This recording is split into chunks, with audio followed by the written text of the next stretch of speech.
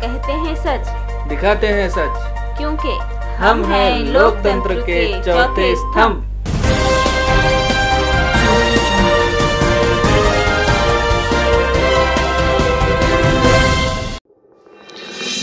दारवा शहरातील महिलांच्या सतर्कतेमुळे वाचले शाळकरी मुलाचे जीव।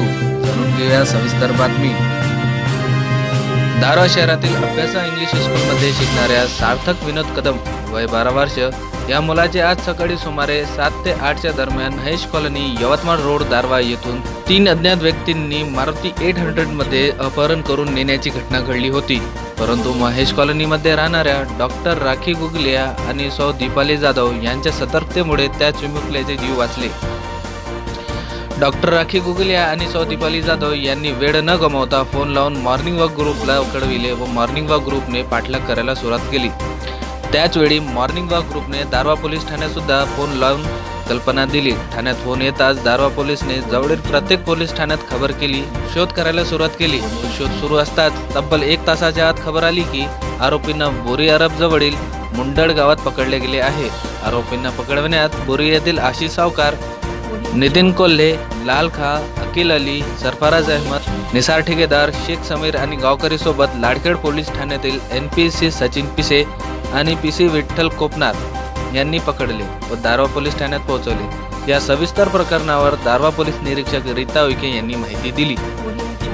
आज सकाळी 8 वाजता दरम्यान विनोद कदम हे पोलीस स्टेशनला आले आणि त्यांनी सांगितले की त्यांचा मुलगा सार्थक विनोद कदम वय 12 वर्ष हा अभ्यासा शाळेमध्ये 7व्या वर्गात शिकत असून त्याला मारुती 800 नंबर माहिती नाही अशा व्हॅनमध्ये किडनॅप करून घेऊन यवतमाळ रोडने गेले आहे। त्यानंतर आम्ही कंट्रोलशी संपर्क साधून सर्व जिल्ह्यामध्ये नाकाबंदी लावायला लावली। तशीच पोलीस स्टेशन कारंजा शहरचे ठाणेदाराशी संपर्क साधून त्यांना सुद्धा त्या एरियावर नाकाबंदी लावायला लावली आणि आमच्या पोलीस स्टेशनच्या पोस्ट दारवा येथील स्टॉप सुद्धा मुलाचा शोध घेण्याकरता पाठवण्यात आले। त्यानंतर अंदाजे 9:30 वाजता दरम्यान माहिती मिळाली की ग्राम मुंडळ पोलीस स्टेशन दारवा हद्दीतील येथे सदर गाडी मिळाली असून त्यामध्ये एक आरोपी वल्लभ अरविंद कदम आणि सार्थक ज्या मुलाला किडनॅप केले तो मिळाले असून त्यानंतर पोलीस स्टेशन लाडखेड आणि पोलीस स्टेशन दारवाच्या स्टॉपच्या मदतीने पोलीस स्टेशनला आणण्यात आले आणि सदर मुलाचे वडील विनोद कदम यांच्या तक्रारीवरून कायदेशीर कारवाई करण्याची तजवीज ठेवण्यात आलेली आहे आणि सदर मुलगा सार्थक हा त्याचे वडील विनोद कदम यांच्या ताब्यात देण्यात आलेला आहे। एक आरोपी ताब्यात असून इतर आरोपींचा शोध घेऊन पुढील कायदेशीर कारवाई करण्यात येते। सदर आरोपीला म्हणजे आपल्या ताब्यात असलेला वल्लभ अरविंद कदम राहणार आरंभी याच्याशी विचारपूस केली असता तो सांगतो की त्यांच्या आणि किडनॅप करण्यात आलेल्या मुलाचे वडील हे सख्खे चुलत भाऊ असून त्यांचा शेतीचा वाद म्हणजे पंजोबाच्या नावावर असणारी शेती ही वाहिती करतात परंतु नावावर झालेली नाही आणि ते मुलाचे वडील विनोद कदम हे जर आम्ही मुलाला घेऊन गेलो असतो आणि मुलाच्या वडिलांना सांगून ते शेती आरोपीच्या नावावर करण्यासाठी मुलाला किडनॅप करण्याचा प्रयत्न केला। सदर किडनॅप करण्यात आलेल्या मुलाचे वडील हे सुद्धा आरंभीचेच असून त्यांचं घर आहे। पूर्वी वादातून 324 गुन्हा दिग्रसला दाखल झालाय, त्यामध्ये हा वल्लभ कदम आरोपी आहे आणि बऱ्याच दिवसापासून तो पुणे येथे राहत असून तो गावामध्ये सध्या राहत नाही। तर त्यामध्ये सुद्धा भोसरी म्हणजे ज्या ठिकाणी भोसरी पुणे येथील एक आरोपी सुद्धा सामील आहे ज्याचं नाव करण कांबळे हा सुद्धा याचा सहकारी आहे अशी माहिती पडली। इतर आरोपीचा शोध घेण्यात येऊन पुढील कारवाई करण्यात येते। यानंतर अपहरण झालेल्या सार्थक आणि त्याचे आई वडिलांची या विषयावर वार्तालाप। आज सकाळी दारवा शहरामध्ये एक अपहरण झाला होता। 12 वर्षाचा मुलगाचा अपहरण झाला होता। त्याच्या घराजवळून त्याला एका गाडीमध्ये कोंडून नेण्याचा प्रयत्न केला होता।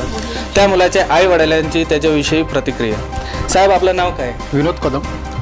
कसं काय झालं साहेब? सकाळी हा शाळेत चालला होता माझा मुलगा, त्याचे 2 मुलं गाडी घेऊन आले म्हणते, त्यांना त्यात बसून घेऊन गेले म्हणते। तर आपल्याला कसं काय माहीत पडलं? आम्हाला त्यांचा मित्र जो होता मित्राने सांगितलं, घरी याला पळतो काका म्हणे तुमच्या सार्थकला किडनॅप केलं म्हणे। अच्छा, त्यानंतर मग आपण काय केलं? त्यानंतर मी सरळ मग बाहेर आलो, गाडी घेतली, असं इकडून एक चक्कर टाकली, सरळ पोलीस स्टेशनला गेलो। अच्छा, पोलीस स्टेशनमध्ये हे केले, फोन केले, माझे मित्र आहे डॉक्टर जाधव साहेब त्यांना सांगितलं, त्यांनी मग पूर्ण हे केलं आहे। अच्छा, ह्या म्हणजे किडनॅपिंगचं कारण काय होतं, या पाठीमागचं कारण काय? नेमकं साहेब आम्हाला कारण काहीच समजलं नाही त्यात. नाही, आम्हाला जसं माहीत पडलं का बा तुमचं ते चुलत भाऊ आहे, हो ते म्हणजे कसं तुमचं फॅमिली प्रॉब्लेम होतं का काही दुसरं प्रॉपर्टी? फॅमिली मॅटर तर काहीच नव्हतं साहेब. फॅमिली प्रॉब्लेम असेल पण मॅटर काहीच नव्हता. म्हणजे याची आपल्याला कल्पना नव्हती ती कल्पना. परंतु याविषयी आपले म्हणणे काय आहे का, हे कसं काय झालं होतं प्रकरण? काय माहिती की पण असं एकदम झालेलं आहे ना हे. ते सकाळी शाळेत जाते तसं नेहमीप्रमाणे शाळेत गेला ते, पण ते टर्न झाला की त्याच्या जवळूनच त्याला किडनॅप केलं. सार्थक विनोद कदम. अच्छा, हे कसं काय झालं? तुझं किडनॅप कसं झालं? मला त्यांना गाडी तोडलं आणि घेऊन गेले होते. म्हणजे शाळेवरून परत येत होते तुम्ही का शाळेला चालले होते? सोबत कोण होतं? मित्र होते? मित्र होता त्याचा. मग त्याने तुम्हाला गाडीमध्ये नेलं? हो. मग तुमच्यासोबत म्हणजे काही तुम्हाला मारहाण केली का त्यांनी? नाही. मग कुठे तुम्हाला सोडलं का त्याने? कसं झालं? मग पुढे कुठे नेले तुम्हाला ते? त्यांना मला हातपाय पकडून म्हणजे असं जंगलात नेलंय. मग तिथून जंगलात नेल्यावर मग ते थोड्या वेळानं मग लोक आले त्यांना पकडलं.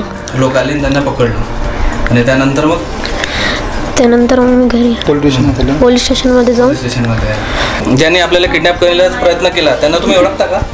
नाही, मी त्यांना ओळखत नाही, पण ते फोनवर बोलले होते एक ते अक्षय नावाच्या पोरासोबत.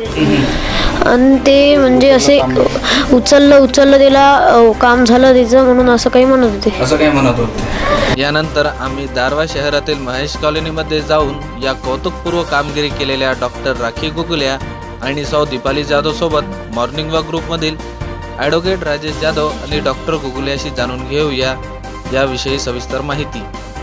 म्हणजे हा प्रकरण कसं घडलं, आपल्याला काय माहीत पडलं, कसं बघितलं आपण, त्यानंतर प्रतिक्रिया काय केली?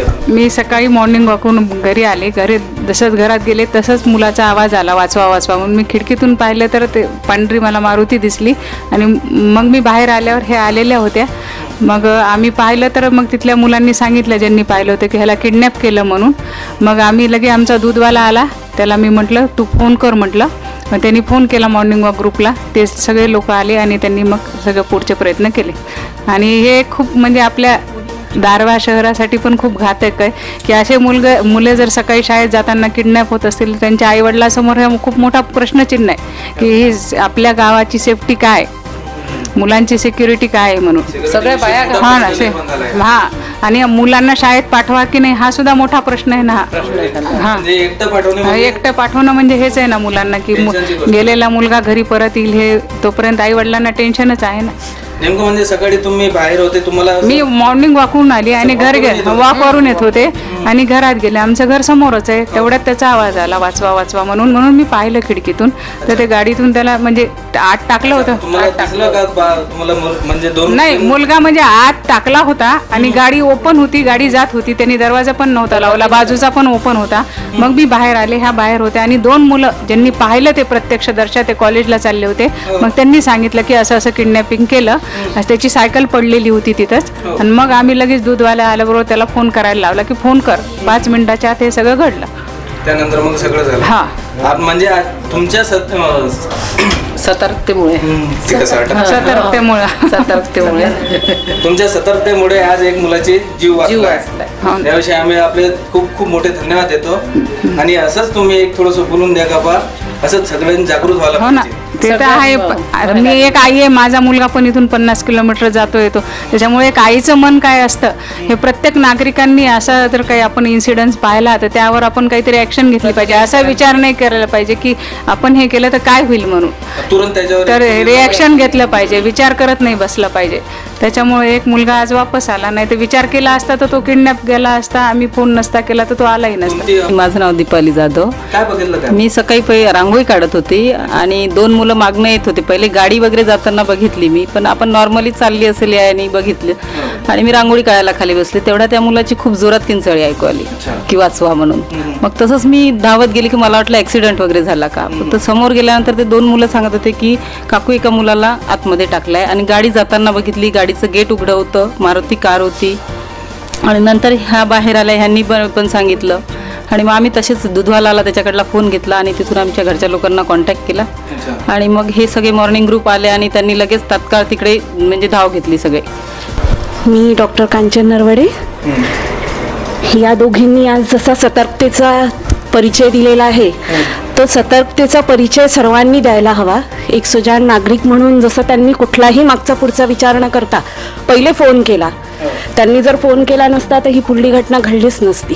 म्हणजे तो जसा आज मिळाला, तो सुखरूप मिळाला, तसा मिळालाच नसता तो खूप पुढे ती घटना गेली असती. त्या घटनेसाठी जसं आपण नागरिकांनी पण तसा उपाय करायला पाहिजे, सतर्कता दाखवायला पाहिजे आणि तसंच पोलिसांनी सुद्धा आपल्या मागे सतर्कता दाखवून आपली तशीच व्यवस्था करायला पाहिजे की विद्यार्थ्यांमध्ये अशी दहशत पसरायला नको. जसे आज आपले आई वडील असतात ते आपल्या मुलांना पाठवतात शाळेमध्ये, तर ते अगदी निर्धास्त राहायला हवे आई वडील की आपला मुलगा शाळेत गेल्यानंतर तो परत येणार.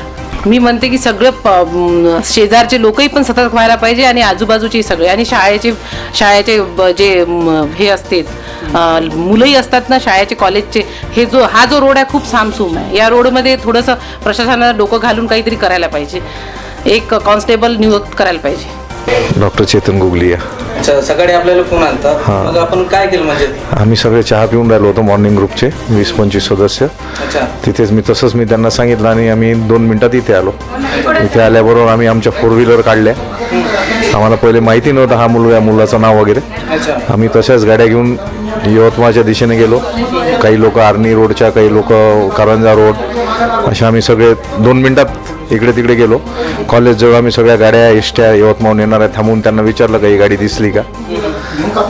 आम्हाला जेव्हा माहीत पडलं की ह्या रोडने एक गाडी गेली, आम्ही तसेच 8-10 गाड्या घेऊन त्या रोड 4 व्हीलर घेऊन निघालो आम्ही तसेच. गाडी कुठे भेटली आपल्याला गाडी? आम्ही काही गाड्या आम्ही यवतमाळला मुंडळ येथे गेली, एक गाडी यवतमाळहून ते पाथर्डी देवीला गेली. आम्ही नेर रोडला गेलो, ब्रह्मीहून जवळगावला आहे म्हणून माहीत पडलं तर आम्ही तिकडे गेलो आणि आम्ही जेव्हा नेरला पोहोचतो तेव्हा आम्हाला कळलं का त्याला मुंडळ येथे पकडण्यात आलं. आपल्यासोबत आहे सध्या राजेश जाधव, ॲडव्होकेट राजेश जाधव साहेब. त्यांना विचारूया या प्रकरणाविषयी सविस्तर माहिती.